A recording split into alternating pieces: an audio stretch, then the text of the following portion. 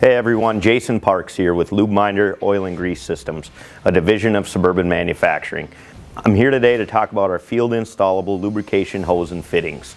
Some of the features to this are it is rated to a 12,000 psi burst pressure with a recommended operating pressure of less than 6,000 psi. It can also be installed in the field for quick on-the-fly system installation. These field installable hose and fittings can be used with our centralized grease banks as well as our automatic lubrication systems with our automatic pumps and series progressive blocks.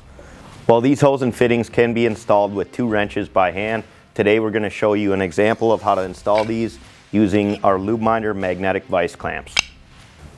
The first thing we're going to want to do is measure our hose and then cut it to length. You can do this using any standard hose or tubing cutter.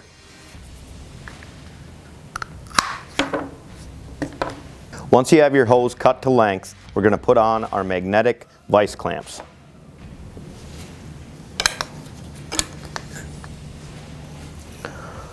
Once you have those on, put your lubrication line through the vise clamps and leave 1 to 1.5 inches exposed and clamp the hose.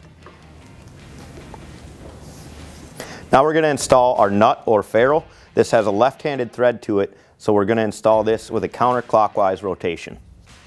Press it on tightly and spin a few turns counterclockwise.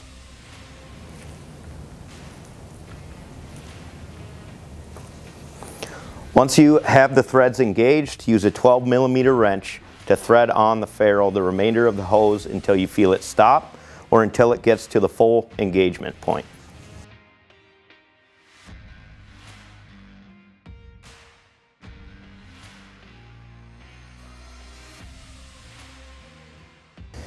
The LubeMinder magnetic vise clamps have wrench flats on each end to allow you to slide the ferrule or nut back into it and reclamp the vise, allowing you to get by with only using 1 wrench instead of both your hands and 2 wrenches.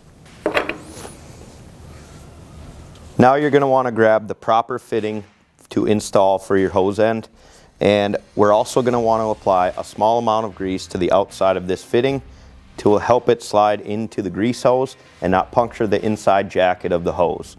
Once you have the small amount of grease applied, put that into the nut and thread that clockwise. Once you feel the threads engage, you can grab a 10mm wrench and thread this in the rest of the way until it bottoms out against the nut.